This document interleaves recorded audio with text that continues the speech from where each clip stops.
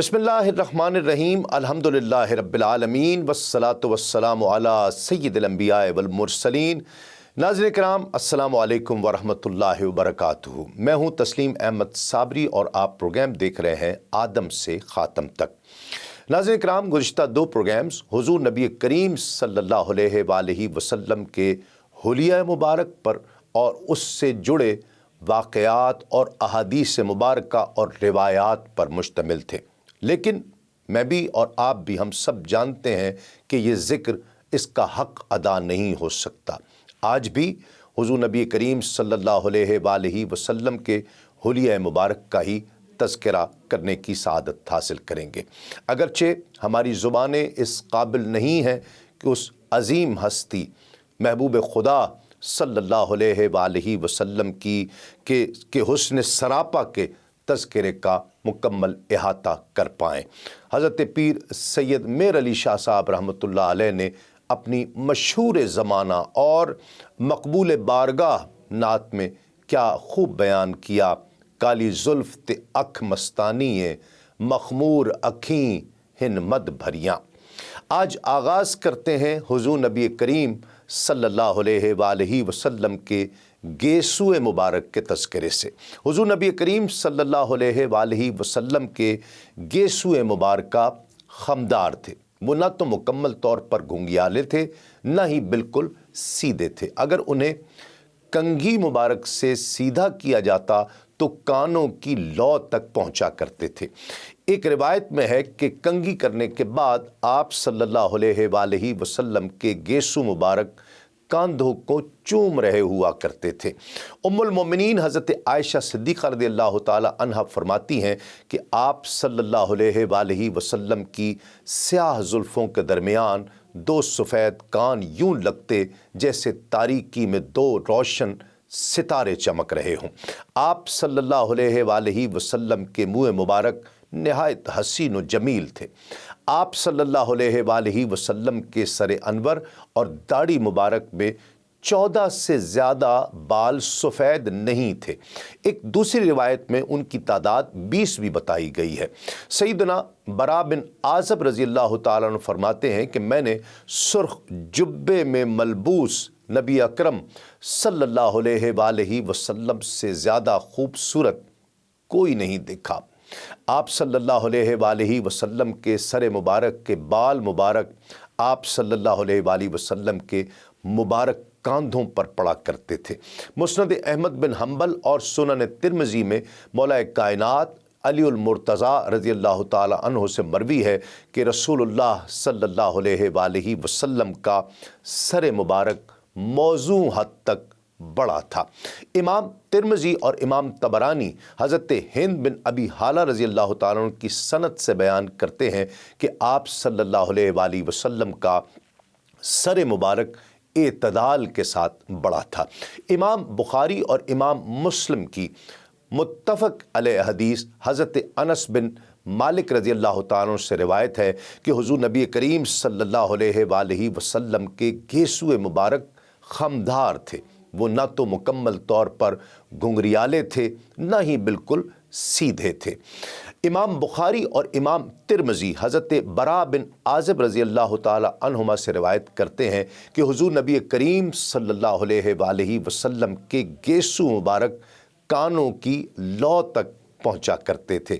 सुनन अबू दाऊद और मुस्नद इमाम अहमद में मरवी रिवायत के मुताबिक हज़रत उम्मुल मोमिनीन आयशा सिद्दीक़ा रज़ियल्लाहु ताला अन्हा फरमाती हैं कि हुज़ूर नबी करीम सल्लल्लाहु अलैहि वसल्लम की ज़ुल्फ़ें कानों और शानों के दरमियान पहुँच जाया करती थीं।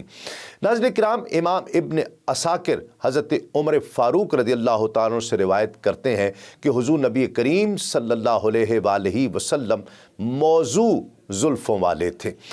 इब्न असाकिर हज़रत अली रज़ियल्लाहु ताला अन्हु से रिवायत करते हैं कि रसूलुल्लाह सल्लल्लाहु अलैहि वसल्लम के मुँह मुबारक नहायत हसीन और जमील थे। हुज़ूर नबी करीम सल्लल्लाहु अलैहि वसल्लम के सर अनवर पर मुबारक बाल नहायत हसीन और जाज़िब नज़र थे, जैसे रेशम के स्याह गुच्छे, न बिल्कुल सीधे اور نہ پوری طرح گنگریالے، بلکہ نیم خمدار، جیسے ہلال عید کا چاند، اور ان میں بھی اعتدال، توازن اور تناسب کا حسین امتیاز پایا جاتا تھا۔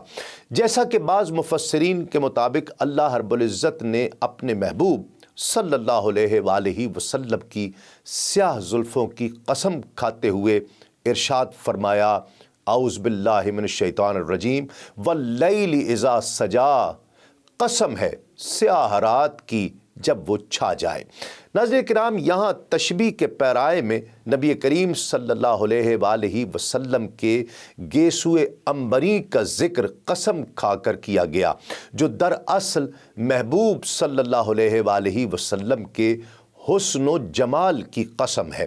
روایات میں مذکور ہے کہ صحابہ کرام رضی اللہ تعالی عنہم اجمعین کو حضور نبی کریم صلی اللہ علیہ وآلہ وسلم سے اس قدر والہانہ اور وارفتگی کے ساتھ محبت تھی کہ ان کی نگاہیں ہمہ وقت آپ صلی اللہ علیہ وآلہ وسلم کے چہرہ انور کا طواف کرتی رہتی تھی۔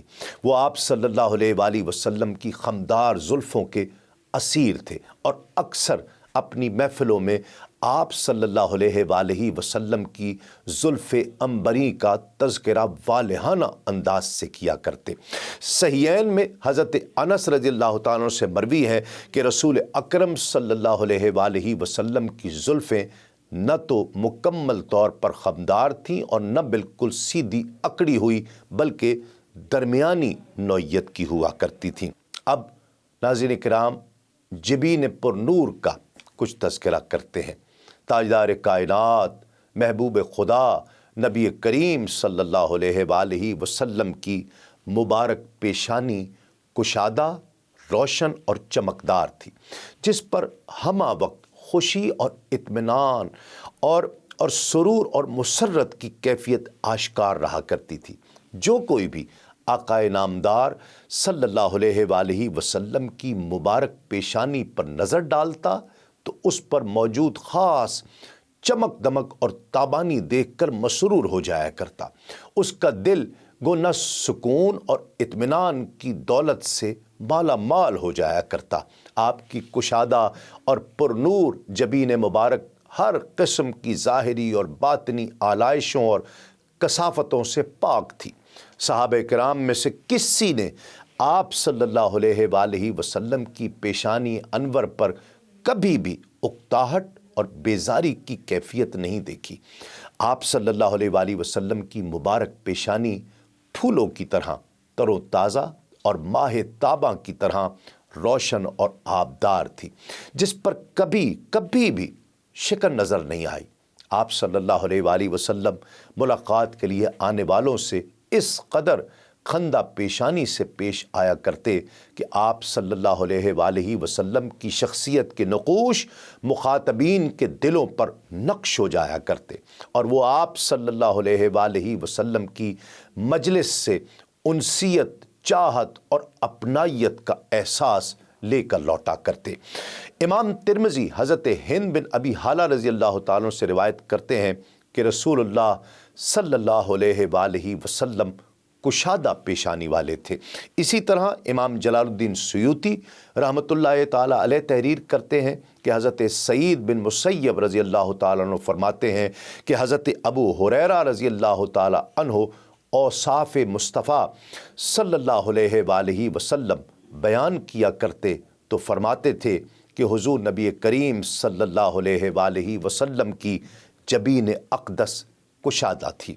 دلائل النبوہ اور تاریخ ابن عساکر میں ہے کہ اللہ رب العزت نے سیدنا عیسیٰ علیہ السلام کو وحی کے ذریعے نبی آخر الزماں حضرت محمد مصطفیٰ صلی اللہ علیہ وآلہ وسلم کی بعثت مبارکہ کی خبر دی، اور آقائے دو جہاں صلی اللہ علیہ وآلہ وسلم کا حلیہ مبارک بیان فرماتے ہوئے خصوصاً سرکار دو عالم صلی اللہ علیہ وآلہ وسلم کی جبین اقدس کا ذکر ان الفاظ میں فرمایا کہ وہ نبی کوشادہ پیشانی والے ہیں۔ حافظ ابن ابی خیثمہ بیان کرتے ہیں کہ حضور نبی کریم صلی اللہ علیہ وآلہ وسلم کی مبارک پیشانی روشن تھی، جب منہ مبارک سے پیشانی ظاہر ہوا کرتی، یا دن کے وقت ظاہر ہوتی یا رات کے وقت دکھائی دیتی، یا آپ صلی اللہ علیہ وآلہ وسلم لوگوں کے سامنے تشریف لاتے تو اس وقت جبین انور یوں نظر آیا کرتی جیسے روشن چراغ ہو جو چمک رہا ہو۔ یہ حسین اور دل نشیں منظر دیکھ کر لوگ بے ساختہ پکار اٹھا کرتے کہ رسول اللہ صلی اللہ علیہ وآلہ وسلم تشریف لائے ہیں۔ ام المومنین حضرت عائشہ صدیقہ رضی اللہ تعالی عنہا ایک دن چرخہ کاٹ رہی تھی اور آقائے دو جہاں صلی اللہ علیہ وآلہ وسلم اپنے پاپوش مبارک کو خود اپنے دست مبارک سے پیوند لگا رہے تھے۔ اس حسین منظر کے حوالے سے ام المومنین فرماتی ہیں کہ آپ صلی اللہ علیہ وآلہ وسلم کی مبارک پیشانی پر پسینہ آیا، اس پسینے کے قطروں سے نور کی شعائیں پھوٹ رہی تھیں۔ میں اس حسین منظر کو دیکھ کر گویا مبہوت ہو گئی۔ حضور نبی کریم صلی اللہ علیہ وآلہ وسلم نے مجھے دیکھا تو فرمایا، عائشہ تمہیں کیا ہو گیا؟ میں نے عرض کیا کہ یا رسول اللہ، آپ کی پیشانی پر پسینے کے قطرے ہیں جن سے نور پھوٹ رہا ہے۔ اگر ابو کبیر ہضلی آپ صلی اللہ علیہ وآلہ وسلم کی اس کیفیت کا مشاہدہ کر لیتا تو وہ جان لیتا کہ اس کے شعر کا مصداق آپ ہی ہے۔ ناظرین کرام، حضور نبی کریم صلی اللہ علیہ وآلہ وسلم نے جب ام المومنین سیدہ عائشہ صدیقہ رضی اللہ تعالی عنہا کی گفتگو سنی تو ازرہ استفسار فرمایا کہ ابو کبیر نے کون سا شعر کہا ہے؟ اس پر سیدہ عائشہ صدیقہ رضی اللہ تعالی عنہا نے عرب شاعر کا وہ شعر پڑھا جس کا ترجمہ یوں ہے کہ جب میں نے اس کے رخ روشن کو دیکھا تو اس کے رخساروں کی روشنی یوں چمکی جیسے برستے بادل میں بجلی کون جایا کرتی ہے۔ شاعر دربار رسالت حضرت حسان بن ثابت رضی اللہ تعالی عنہ نے آپ صلی اللہ علیہ وآلہ وسلم کی روشن پیشانی کا لفظی مرقع اپنے ایک شعر میں یوں پیش کیا جس کا ترجمہ ہے کہ رات کی تاریکی میں حضور نبی کریم صلی اللہ علیہ وآلہ وسلم کی جبین اقدس اس طرح چمکتی دکھائی دیتی ہے جیسے سیاہ اندھیرے میں روشن چراغ ہوتا ہے۔ ناظرین کرام، حضور نبی کریم صلی اللہ علیہ وآلہ وسلم کے ہاتھ مبارک کی انگلیوں کا تذکرہ۔ آپ کے دست مبارک کی انگلیاں خوبصورت، سیدھی اور دراز تھی۔ امام طبرانی المعجم الکبیر میں اور امام جلال الدین سیوطی خصائص کبریٰ میں حضرت ہند بن ابی حالہ رضی اللہ تعالی عنہ سے روایت کرتے ہیں کہ حضور نبی کریم صلی اللہ علیہ وآلہ وسلم کی انگشتان مبارک لمبی اور خوبصورت تھی۔ امام جلال الدین سیوطی سے مروی ہے ایک اور روایت کہ آپ صلی اللہ علیہ وآلہ وسلم کی خوبصورت انگلیوں کو چاندی کی ڈلیوں سے تشبیہ دی گئی ہے۔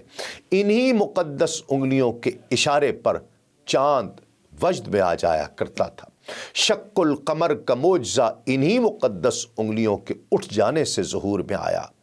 انہی مقدس انگلیوں سے پانی کے چشمے رواں ہو جایا کرتے تھے۔ ناظرین کرام، امام قرطبی الجامع الاحکام القرآن میں حضرت میمونہ بنت کردم رضی اللہ تعالیٰ سے روایت کرتے ہیں کہ میں رسول اللہ صلی اللہ علیہ وآلہ وسلم کے ساتھ حجۃ الوداع کے موقع پر باہر نکلی تو میں نے حضور نبی کریم صلی اللہ علیہ وآلہ وسلم کے انگوٹھے مبارک کے ساتھ شہادت والی انگلی کی لمبائی کو دیکھا کہ وہ باقی سب انگلیوں سے دراز ہے، اور حضور نبی کریم صلی اللہ علیہ وآلہ وسلم کے انگلیوں مبارک کے بارے میں دوسری جگہ ایک روایت ہے کہ شہادت والی انگلی درمیانی انگلی سے لمبی تھی، درمیانی انگلی شہادت والی سے چھوٹی اور انگوٹھی والی انگلی درمیانی انگلی سے چھوٹی تھی۔ حضور نبی کریم صلی اللہ علیہ وآلہ وسلم کی مقدس اور نورانی ہتھیلیاں کشادہ اور پرگوشت تھی۔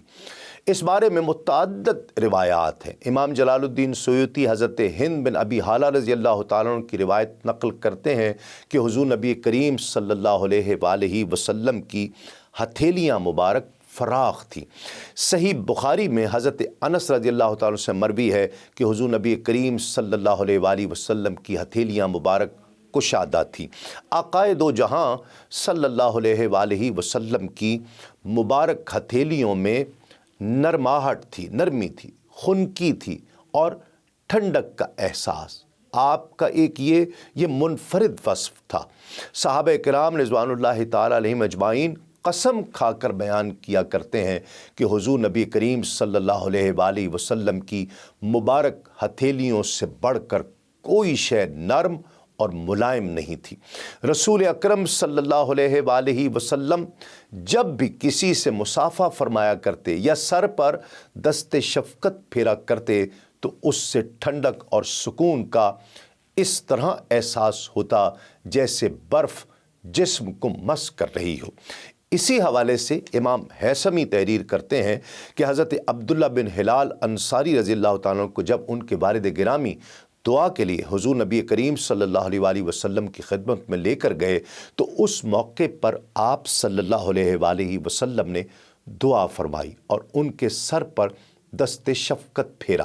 وہ اپنے تاثرات پھر یوں بیان کیا کرتے تھے کہ حضور نبی کریم صلی اللہ علیہ وآلہ وسلم کے دست شفقت کی ٹھنڈک اور حلاوت کو میں کبھی نہیں بھولا اور نہ بھول سکتا ہوں جب آپ صلی اللہ علیہ وآلہ وسلم نے اپنا دست مبارک جس لمحے میرے سر پر رکھا تھا۔ حضور نبی کریم صلی اللہ علیہ وآلہ وسلم کی مبارک بغلیں سفید، صاف اور شفاف اور نہایت خوشبودار تھیں، جس کے بارے میں کتب احادیث میں صحابہ کرام رضوان اللہ تعالیٰ اجمعین سے متعدد احادیث مروی ہیں۔ امام بخاری، امام مسلم اور امام نسائی روایت کرتے ہیں کہ ایک مرتبہ حضرت ابو موسیٰ رضی اللہ تعالیٰ عنہ نے حضور نبی کریم صلی اللہ علیہ وآلہ وسلم کے لیے وضو کا پانی پیش کیا۔ آپ صلی اللہ علیہ وآلہ وسلم نے خوش ہو کر انہیں دعا دی اور اپنے مبارک ہاتھوں کو بلند فرمایا۔ وہ اپنا مشاہدہ بیان کرتے ہیں کہ میں نے حضور نبی کریم صلی اللہ علیہ وآلہ وسلم کی بغلوں مبارک کی سفیدی دیکھی، یعنی عام لوگوں کی بغلوں کی طرح میلی کچیلی نہیں بلکہ سفید اور روشن تھی۔ امام دارمی اپنی سنن میں اور امام ذہبی میزان الاعتدال میں مبارک بغلوں کی خوشبودار ہونے کے حوالے سے تذکرہ کرتے ہیں کہ بنی حریش کے ایک شخص کے بچپن کا واقعہ ہے کہ وہ اپنے والد گرامی کے ساتھ بارگاہ نبوی میں حاضر ہوئے۔ اس وقت ماعز بن مالک کو ان کے اقرار جرم پر سنگسار کیا جا رہا تھا۔ مجھ پر خوف سا طاری ہو گیا، ممکن تھا کہ وہ بے ہوش ہو کر گر پڑتے۔ رسول اکرم صلی اللہ علیہ وآلہ وسلم نے انہیں اپنے ساتھ لگا لیا، گویا گرتے دیکھ کر انہیں تھام لیا۔ وہ کہتے ہیں کہ اس وقت آپ صلی اللہ علیہ وآلہ وسلم کی مبارک بغلوں کا پسینہ مجھ پر گرا جو کستوری کی خوشبو کی مانند انتہائی خوشبودار تھا۔ ناظرین کرام، انسانی جسم کا وہ حصہ جس سے عموماً پسینے کی وجہ سے کہا جا سکتا ہے کہ ایک ناپسندیدہ بو آتی ہے، حضور ختمی مرتبت صلی اللہ علیہ وآلہ وسلم کے جسم اطہر کے حسن و جمال میں اضافے کا وہ موجب بنا، اور وہ خوش نصیب صحابہ کرام رضوان اللہ تعالیٰ علیہم اجمعین جنہیں حضور نبی کریم صلی اللہ علیہ وآلہ وسلم کی مبارک اور مقدس بغلوں کے پسینے کی خوشبو سے مشام جاں کو معطر کرنے کی سعادت حاصل ہوئی، وہ عمر بھر اس سعادت پر فخر کرتے رہے، یاد کرتے رہے اور نازاں رہے۔ ناظرین کرام، اب آقائے دو جہاں صلی اللہ علیہ وآلہ وسلم کے سینہ اقدس کا تذکرہ۔ آپ صلی اللہ علیہ وآلہ وسلم کا سینہ اقدس فراخ، کشادہ اور ہموار تھا، جس میں اطہر کے دوسرے حصوں کی طرح حسن تناسب اور اعتدال و توازن کا نادر نمونہ تھا۔ سینہ انور سے ناف مبارک تک بالوں کی ایک خوشنما لکیر تھی۔ اس کے علاوہ آپ کا سینہ اقدس بالوں سے خالی تھا۔ حضور نبی کریم صلی اللہ علیہ وآلہ وسلم کا سینہ انور قدر ابھرا ہوا تھا۔ یہی وہ سینہ انور ہے جسے بعض حکمتوں کے پیش نظر آپ صلی اللہ علیہ وآلہ وسلم کی حیات مقدسہ کے مختلف مرحلوں میں کئی بار چاک کر کے انوار و تجلیات کا خزینہ بنایا گیا تھا، اور اسے پاکیزگی اور لطافت اور طہارت کا گہوارہ بنایا گیا۔ نبی کریم صلی اللہ علیہ وآلہ وسلم کا سینہ مبارک فراخی، کشادگی، وسعت اور حسن تناسب میں اپنی مثال آپ تھا۔ امام ترمذی اور امام سیوطی کی روایت میں حضرت ہند بن ابی حالہ رضی اللہ تعالیٰ عنہ سینہ اقدس کے فراخ اور کشادہ ہونے کا ذکر کرتے ہوئے فرماتے ہیں کہ رسول اللہ صلی اللہ علیہ وآلہ وسلم کا سینہ انور فراخی یعنی کشادگی کا حامل تھا۔ اسی حوالے سے امام بہقی روایت کرتے ہیں کہ حضور نبی کریم صلی اللہ علیہ وآلہ وسلم کا سینہ اقدس فراخ اور کشادہ اور آئینے کی طرح سخت اور ہموار تھا، کوئی ایک حصہ بھی دوسرے سے بڑا ہوا نہیں تھا، اور سفیدی اور آب و تاب میں 14ویں کے چاند کی طرح تھا۔ جبکہ علامہ ابن عساکر کی روایت میں آتا ہے کہ اللہ کے رسول صلی اللہ علیہ وآلہ وسلم کے مقدس سینے میں وسعت پائی جاتی تھی۔ ناظرین کرام، اب آپ کے جسم مبارک کے نادیدہ عضو یعنی قلب اطہر کا ذکر خیر کرتے ہیں کہ جو نظر نہیں آ رہا ہے۔ نبی آخر الزماں صلی اللہ علیہ وآلہ وسلم کا قلب اطہر، کیا کہیے، آپ کا قلب اطہر علوم و معارف کا گنجینہ، انوار و تجلیات الہی کا خزینہ، اس بے مثال قلب انور پر قرآن مجید کا نزول ہونا ہے، اس لیے اسے شرح صدر کے بعد منبع رشد و ہدایت بنا دیا گیا، تاکہ تمام کائنات جن و انس ابد الآباد تک اس سے ایمان اور ایقان کی روشنی کشید کرتی رہے۔ خود قرآن مجید کی بعض آیات اور الفاظ آقائے دو جہاں صلی اللہ علیہ وآلہ وسلم کے قلب اطہر سے منسوب ہے، اور مفسرین نے اس ایسے مقامات کی نشاندہی بھی کی ہے۔ ارشاد باری تعالیٰ ہے، اعوذ باللہ من الشیطان الرجیم والنجم اذا ہوا، قسم ہے ستارے کی جب وہ اترا۔ قاضی ایاز حضرت جعفر بن محمد سے والنجم کی تشریح میں لکھتے ہیں کہ نجم سے مراد حضور نبی کریم صلی اللہ علیہ وآلہ وسلم کا قلب انور ہے۔ دوسرے مقام پر قرآن مجید نے قلب مصطفیٰ صلی اللہ علیہ وآلہ وسلم کا ذکر کرتے ہوئے ارشاد فرمایا، اعوذ باللہ من الشیطان الرجیم ما کذب الفؤاد ما رأى، جو دیکھا قلب نے اسے جھوٹ نہ جان۔ ناظرین کرام، اللہ رب العزت نے قرآن مجید میں اپنے محبوب صلی اللہ علیہ وآلہ وسلم کے قلب اطہر اور سینہ اقدس کا ایک ہی مقام پر تمثیلی پیرائے اور استعاراتی انداز میں یوں ذکر فرمایا، اعوذ باللہ من الشیطان الرجیم اللہ نور السماوات والارض مثل نورہ کمشکات فیہا مصباح المصباح فی زجاجہ، اللہ آسمانوں اور زمین کا نور ہے، اس کے نور کی مثال اس طاق جیسی ہے جس میں چراغ ہے، چراغ فانوس میں رکھا ہے۔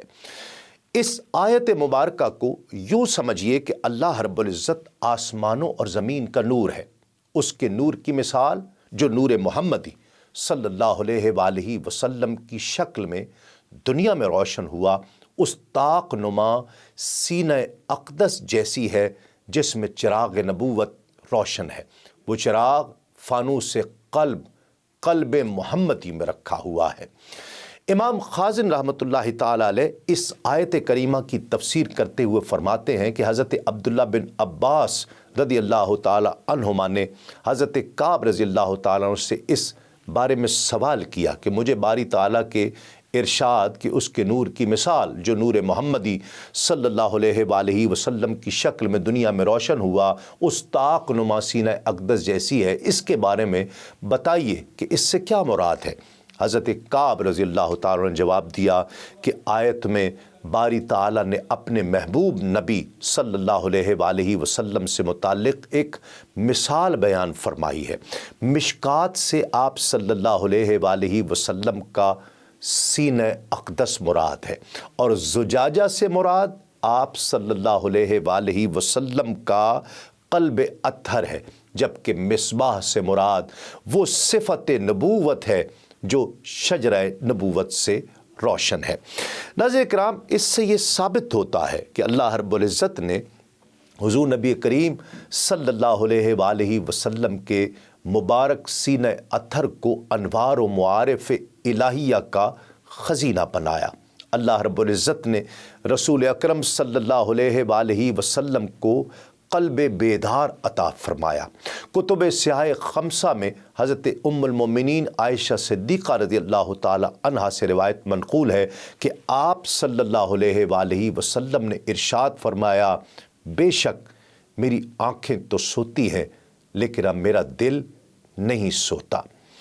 ناظرین کرام، بطن اقدس کا ذکر کیا جائے تو حضور رحمت عالم صلی اللہ علیہ وآلہ وسلم کا شکم اطہر سینہ انور کے بالکل برابر تھا، ریشم کی طرح نرم اور ملائم، چاندی کی طرح سفید، 14ویں کے چاند کی طرح حسین اور چمکدار۔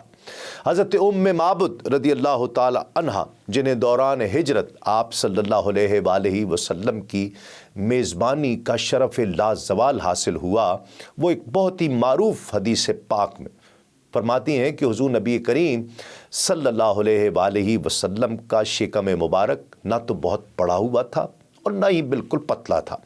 ان سے مروی روایت کے الفاظ یہ ہیں کہ حضور نبی کریم صلی اللہ علیہ وآلہ وسلم پیٹ کے بڑا ہونے کے یعنی توند کے عیب سے بالکل پاک تھے۔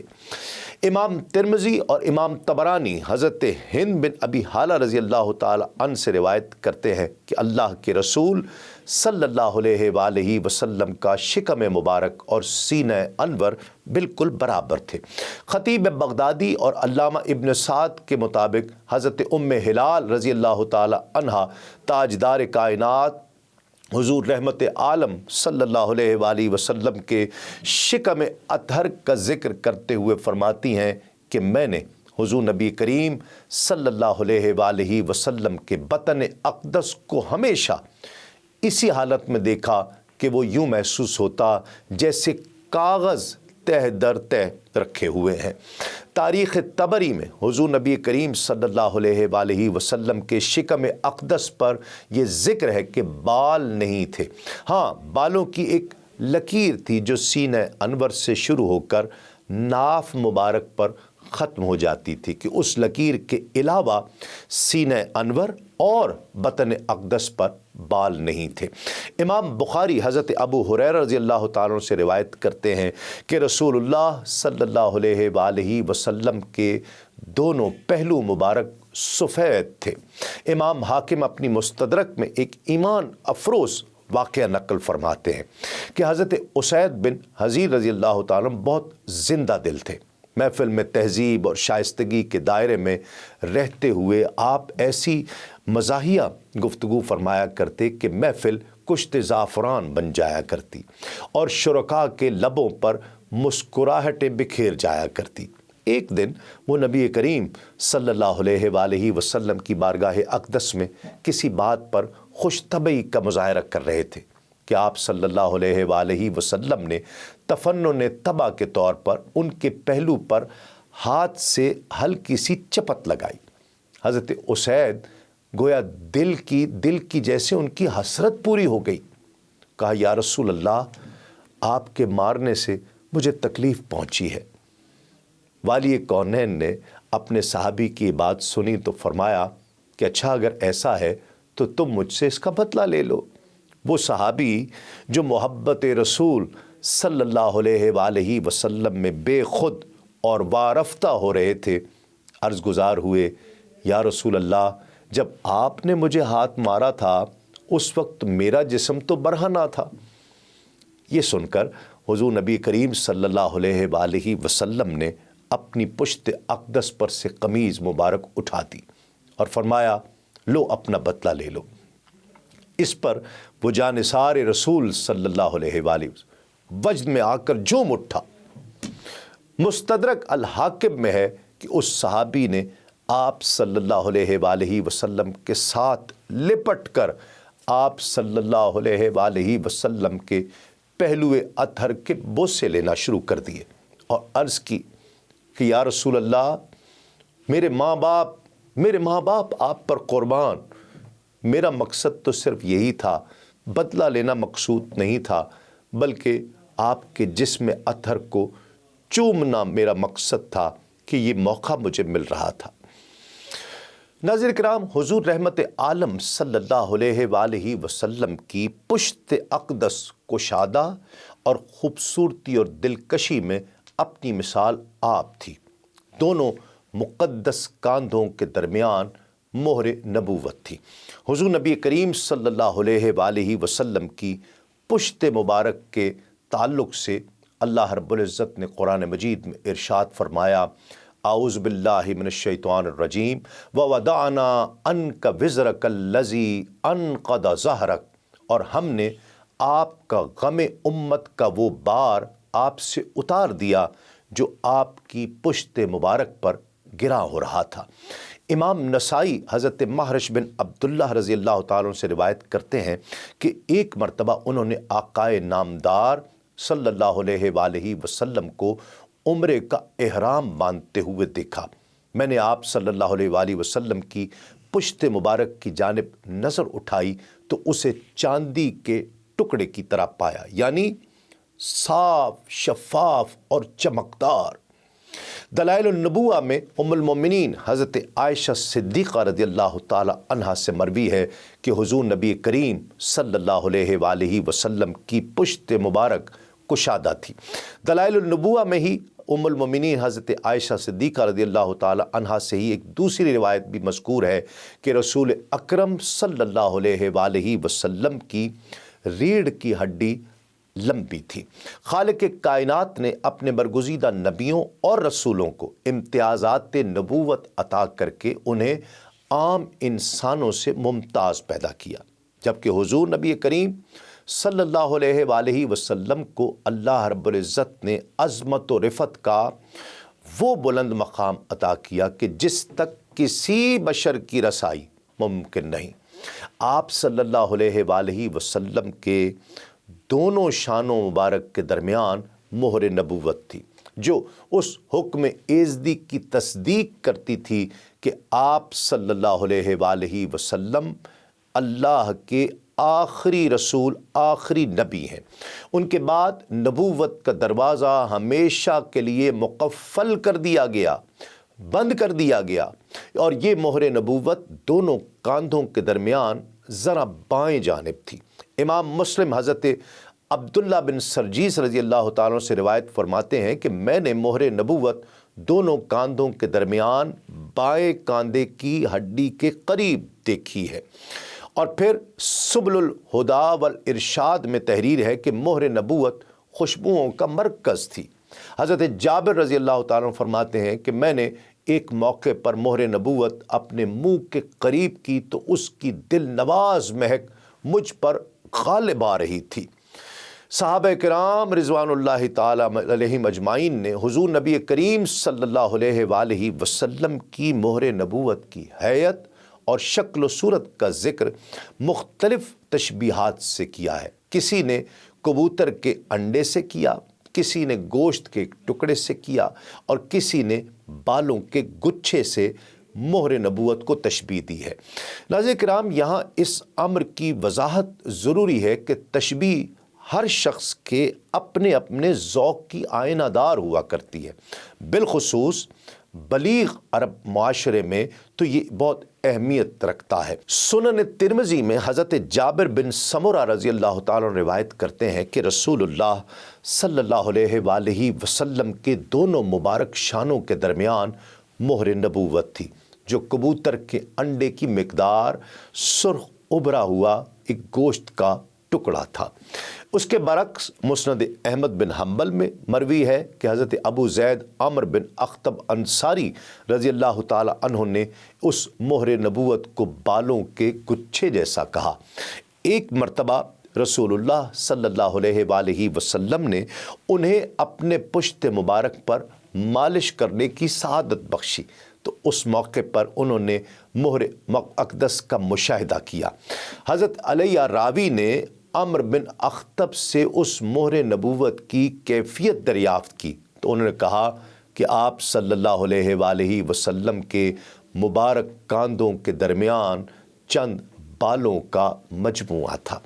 تاریخ طبری میں حضرت ابو نضرہ اوفی رحمۃ اللہ تعالی علیہ فرماتے ہیں کہ میں نے حضرت ابو سعید خدری رضی اللہ تعالیٰ عنہ سے مہر نبوت کے متعلق دریافت کیا تو انہوں نے جواب دیا کہ مہر نبوت رسول اللہ صلی اللہ علیہ وآلہ وسلم کی پشت اقدس کے ایک ابھرا ہوا گوشت کا جیسے ٹکڑا تھا۔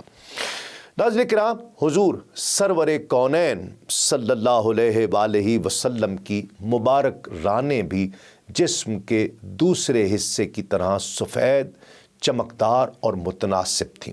امام بخاری اور امام مسلم حضرت انس بن مالک رضی اللہ تعالیٰ عنہ سے روایت بیان کرتے ہیں کہ حضور نبی کریم صلی اللہ علیہ وآلہ وسلم غزوہ خیبر کے لیے تشریف لے گئے تو ہم نے صبح کی نماز خیبر کے نزدیک اندھیرے میں ادا کی۔ پھر حضور نبی کریم صلی اللہ علیہ وآلہ وسلم سوار ہوئے۔ حضرت ابو طلحہ رضی اللہ تعالیٰ عنہ آپ کے پیچھے بیٹھے اور میں ان کے پیچھے بیٹھ گیا۔ حضور نبی کریم صلی اللہ علیہ وآلہ وسلم خیبر کی گلیوں میں تشریف لے جا رہے تھے اور میرا گھٹنا آپ کی ران سے جیسے لگتا تھا۔ پھر آپ نے اپنی ران مبارک سے تہمت ہٹائی تو میں نے ران مبارک کی سفیدی دیکھی، انتہائی حسین اور بے عیب تھی۔ ناظرین کرام، محدثین کرام نے بیان کیا ہے کہ جب تاجدار کائنات صلی اللہ علیہ وآلہ وسلم محفل میں جلوہ افروز ہوتے تو بعض کے اقوال کے مطابق رانیں شکم اطہر کے ساتھ لگی ہوا کرتی، لیکن بعض محدثین کا کہنا ہے کہ کبھی حضور نبی کریم صلی اللہ علیہ وآلہ وسلم گھٹنوں پر زور دے کر بھی تشریف فرما ہوا کرتے۔ امام طبرانی حضرت ابو امامہ حارثی رضی اللہ تعالیٰ عنہ سے اور امام ترمذی نے قبلہ بنت مخرمہ سے روایت کی ہے کہ رسول اللہ صلی اللہ علیہ وآلہ وسلم جب بھی کسی مجلس میں تشریف فرما ہوا کرتے تو اپنی ران مبارک شکم اطہر کے ساتھ لگا لیا کرتے تھے۔ آقائے کونین صلی اللہ علیہ وآلہ وسلم کے جوڑوں کی ہڈیاں بھی موزونیت، اعتدال اور وجاہت کی آئینہ دار تھی۔ کتب احادیث اور سیرت میں جا بجا ان کی جلالت اور عظمت کا ذکر ملتا ہے۔ مسند احمد بن حنبل میں مولا کائنات علی المرتضیٰ رضی اللہ تعالیٰ عنہ سے روایت ہے کہ حضور نبی کریم صلی اللہ علیہ وآلہ وسلم کے گھٹنے پرگوشت تھے۔ پھر سیرت ابن حشام اور الوفا باحوال مصطفیٰ کی ایک روایت میں مذکور ہے کہ حضور نبی کریم صلی اللہ علیہ وآلہ وسلم کے جوڑوں کی ہڈیاں مبارک موٹی تھیں۔ اسی طرح ناظرین کرام، مبارک پنڈلیاں جو کہ نرم اور گداز، چمکدار اور خوبصورت تھیں، باریک تھیں، موٹی نہیں تھیں۔ بسا اوقات صحابہ کرام حصول برکت اور اظہار محبت کے لیے آقا علیہ الصلوۃ والسلام کی مبارک پنڈیوں کو مس کیا کرتے اور ان کا بوسہ لینے کا بھی اعزاز حاصل کیا کرتے۔ امام بخاری، امام مسلم حضرت ابو جحیفہ رضی اللہ تعالیٰ عنہ سے روایت کرتے ہیں کہ ایک روز آقائے محتشم صلی اللہ علیہ وآلہ وسلم اپنے خیمے سے باہر تشریف لائے تو مجھے مبارک پنڈیاں دیکھنے کا شرف حاصل ہوا۔ چشم تصور میں وہ کہتے ہیں کہ آج بھی اس منظر کی یاد اسی طرح تازہ ہے جیسے کہ آپ کی پنڈلیوں مبارک کی سفیدی کو میں اب بھی دیکھ رہا ہوں۔ امام ترمذی حضرت جابر بن سمرہ رضی اللہ تعالیٰ عنہ سے روایت کرتے ہیں کہ حضور نبی کریم صلی اللہ علیہ وآلہ وسلم کی مبارک پنڈلیاں پتلی تھیں۔ حضور رحمت عالم صلی اللہ علیہ وآلہ وسلم کے قدمین شریفین کا تذکرہ۔ ناظرین کرام، قدمین شریفین نرم، گداز، پرگو اور دلکش اور خوبصورت اور مرقع جمال و زیبائی تھے۔ سیرت ابن اسحاق میں حضرت عبداللہ بن بریدہ رضی اللہ تعالیٰ عنہ سے مروی ہے کہ قدمین شریفین تمام انسانوں سے بڑھ کر خوبصورت اور حسین تھے۔ امام بخاری حضرت انس رضی اللہ تعالیٰ عنہ اور حضرت ابو ہریرہ رضی اللہ تعالیٰ عنہ روایت کرتے ہیں کہ نبی کریم صلی اللہ علیہ وآلہ وسلم کے قدمین مقدسہ اعتدال کے ساتھ پڑے تھے۔ ناظرین کرام، طبقات ابن سعد کے مطابق صحابہ کرام یہ بھی بیان کرتے ہیں کہ قدمین شریفین دیکھنے میں ہموار دکھائی دیا کرتے تھے، کہ حضور نبی کریم صلی اللہ علیہ وآلہ وسلم کے قدمین مبارکہ ہموار اور نرم تھے۔ اب ناظرین کرام، قدمین کی انگشتان مبارک کا تذکرہ۔ حضور نبی کریم صلی اللہ علیہ وآلہ وسلم کے مبارک قدم شریف کی انگلیاں حسن اعتدال اور حسن تناسب کے ساتھ قدر لمبی تھیں۔ مسند احمد بن حنبل اور طبقات ابن سعد میں حضرت میمونہ رضی اللہ تعالی عنہا سے مروی ہے کہ مجھے اپنے والد گرامی کی معیت میں حضور نبی کریم صلی اللہ علیہ وآلہ وسلم کی زیارت کی سعادت حاصل ہوئی۔ آپ صلی اللہ علیہ وآلہ وسلم اونٹنی پر سوار تھے اور دست اقدس میں چھڑی تھی۔ میرے والد گرامی نے آپ صلی اللہ علیہ وآلہ وسلم کے مبارک پاؤں کو تھام لیا اور آپ کی رسالت کی گواہی دی۔ اس وقت مجھے قدمین شریفین کی انگلیوں کی زیارت نصیب ہوئی۔ میں آج تک حضور کے پاؤں مبارک کی انگوٹھے کے ساتھ والی انگلی کا دوسری انگلیوں کے مقابلے میں حسن طوالت آج تک نہیں بھولی ہوں۔ آقائے دو جہاں صلی اللہ علیہ وآلہ وسلم کے مبارک تلووں کا تذکرہ۔ آپ کے مبارک تلوے قدر گہرے تھے، زمین پر لگتے نہیں تھے۔ حافظ ابن کثیر حضرت ہند بن ابی حالہ رضی اللہ تعالیٰ عنہ سے روایت کرتے ہیں، قدمین مقدسہ پرگوشت تھے اور تلوے قدر گہرے تھے۔ امام بخاری اور امام بہقی سے مروی ایک روایت میں تلووں کے برابر ہونے کا تذکرہ بھی موجود ہے کہ حضور نبی کریم صلی اللہ علیہ وآلہ وسلم چلتے وقت پورا پاؤں مبارک زمین پر لگایا کرتے۔ کوئی حصہ پاؤں مبارک کا ایسا نہیں ہوتا کہ جو زمین پر لگا نہیں کرتا۔ مجمع الزوائد میں امام حیثمی ان روایات کی محدثین نے جو تطبیق کی ہے اس کا خلاصہ وہ یوں بیان کرتے ہیں کہ تلووں کی گہرائی معمولی سی تھی، اس لیے حضور نبی کریم صلی اللہ علیہ وآلہ وسلم خرام ناز سے آہستہ قدم اٹھایا کرتے تو پاؤں کے تلوے زمین پر نہیں لگتے، لیکن جب زور سے قدم اٹھاتے اور قدر سختی سے پاؤں زمین پر رکھتے تو تلوے بھی نقوش پا میں شامل ہو جایا کرتے۔ قدمین شریفین کی ایڑیاں بھی ناظرین کرام مرقع حسن و جمال تھیں۔ ایڑیوں پر گوشت کم تھا۔ صحیح مسلم کی ایک روایت میں حضرت جابر بن سمرہ رضی اللہ تعالی عنہ بیان کرتے ہیں کہ رسول اکرم صلی اللہ علیہ وآلہ وسلم کی مبارک ایڑیوں پر گوشت کم تھا۔ امام سیوطی اور امام حلبی سیدنا ابو ہریرہ رضی اللہ تعالیٰ عنہ سے روایت کرتے ہیں کہ آپ صلی اللہ علیہ وآلہ وسلم اپنے ساتھ چلنے والے سے بلند قامت نظر آیا کرتے تھے۔ سیرت ابن عساکر کی ایک روایت میں حضرت انس رضی اللہ تعالی عنہ حضور نبی کریم صلی اللہ علیہ وآلہ وسلم کے قد زیبا کے بارے میں فرمایا کرتے ہیں کہ حضور نبی کریم صلی اللہ علیہ وآلہ وسلم قامت زیبائی اور چہرہ اقدس کے لحاظ سے تمام لوگوں سے زیادہ حسین تھے۔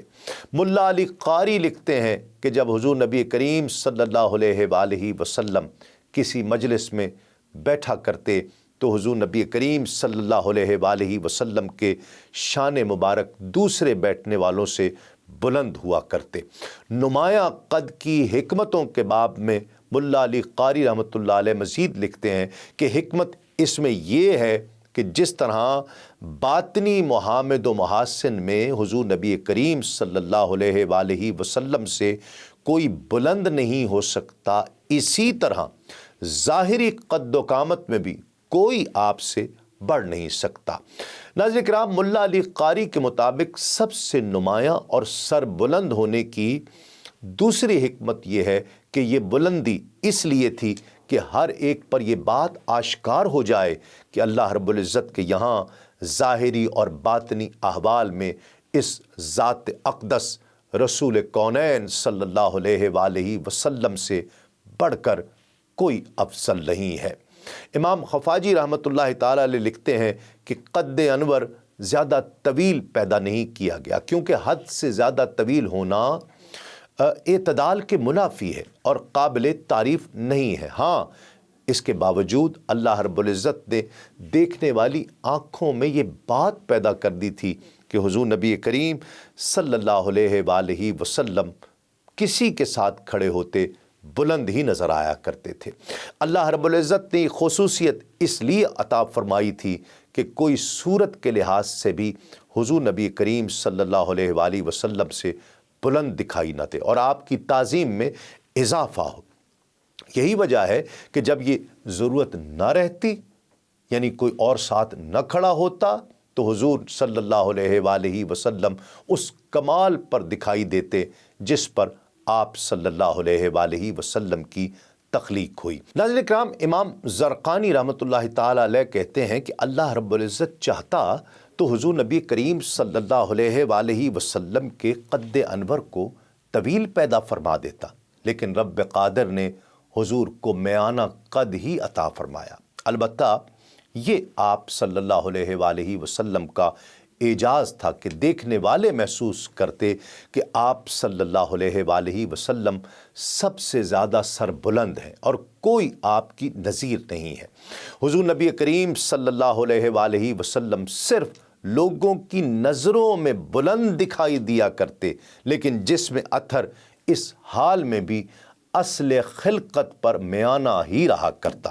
حضور نبی کریم صلی اللہ علیہ وآلہ وسلم کی رفعت معنوی کو ہی اللہ رب العزت نے دیکھنے والے کی آنکھ میں رفعت حسی بنا دیا تھا۔ امام زرقانی رحمۃ اللہ تعالیٰ علیہ مزید لکھتے ہیں کہ اور ایسا اس لیے تھا تاکہ یہ واضح ہو جائے کہ جس طرح معنوی اور باطنی لحاظ سے آپ صلی اللہ علیہ وآلہ وسلم سے زیادہ کوئی بلند نہیں، اسی طرح ظاہر میں بھی آپ سے کوئی نہیں پڑھ سکتا ہے۔ نہ تو قلم میں اتنی سکت ہے کہ حسن مصطفیٰ صلی اللہ علیہ وآلہ وسلم کو احاطہ تحریر میں لا سکے، اور نہ ہی زبان میں اتنی تاثیر ہے کہ جمال مصطفیٰ صلی اللہ علیہ وآلہ وسلم کو بیان کرنے کا یارہ ہو۔ سلطان عرب و عجم صلی اللہ علیہ وآلہ وسلم کی ذات والا صفات محاسن ظاہری اور باطنی کی جامع ہے۔ کائنات ارض و سماوات آپ صلی اللہ علیہ وآلہ وسلم کے حسن کے پرتو سے ہی فیض یاب ہیں، اور آپ صلی اللہ علیہ وآلہ وسلم کی نسبت مبارکہ کے فیضان سے ہی کائنات رنگ و بو میں حسن کی خیرات تقسیم ہوتی ہے۔ اسی حقیقت کو حکیم الامت علامہ ڈاکٹر محمد اقبال رحمۃ اللہ تعالی علیہ یوں بیان کرتے ہیں کہ ہر کجا بینی جہان رنگ و بو، آنکھ از خاکش بروید آرزو یاز نور مصطفیٰ اورا بہاست، یا ہنوز اندر تلاش مصطفیٰ است۔ دنیائے رنگ و بو میں جہاں بھی نظر ڈالی جائے، اس کی مٹی سے جو بھی آرزو ہویدا ہوتی ہے وہ یا تو نور مصطفیٰ صلی اللہ علیہ وآلہ وسلم سے چمک دمک رکھتی ہے، یا ابھی تک محمد مصطفیٰ صلی اللہ علیہ وآلہ وسلم کی تلاش میں نظر آتی ہے۔ ناظرین کرام، حضور نبی کریم صلی اللہ علیہ وآلہ وسلم کے حسن لامحدود کا پورا احاطہ ممکن نہیں ہے، اور یہ بات صرف میں نہیں کہہ رہا، کائنات کا ہر شخص، ہر لکھاری جس نے آقا علیہ الصلوۃ والسلام کا سراپا لکھتے ہوئے اپنی دراز عمر گزار دی ہو، وہ بھی یہی کہے گا کہ ممکن نہیں ہے۔ آپ صلی اللہ علیہ وآلہ وسلم کے حسن کی مثال تو بحر بے کراں کی سی ہے، جس میں کوئی ایک آدھ موج اچھل کر اپنے آپ کو ظاہر کرتی ہے۔ اور دور دور تک پھیلے سمندر کی گہرائیوں میں اترنا کسی کے لیے ممکن ہی نہیں ہے۔ اسی طرح حقیقت حسن محمدی صلی اللہ علیہ وآلہ وسلم تک رسائی ناظرین کرام کسی بشر کی بس کی بات ہی نہیں ہے کہ محدود نظر اس کا کما حق ہو ادراک کیسے کر سکتا ہے۔ لیکن یہاں یہ بات ضرور ذہن میں رہے کہ شمائل اور حلیہ مبارک کے بیان کا مقصد یہ ہے کہ ہر امتی کے دل میں آپ صلی اللہ علیہ وآلہ وسلم کی ذات مبارکہ سے عشق اور محبت کا تعلق پختہ سے پختہ تر ہوتا چلا جائے، مستحکم سے مستحکم تر ہوتا چلا جائے، اور اس کے شوق زیارت کی کہ خواب میں ایک مرتبہ زیارت ہی ہو جائے، شوق زیارت کو جلا ملتی رہے۔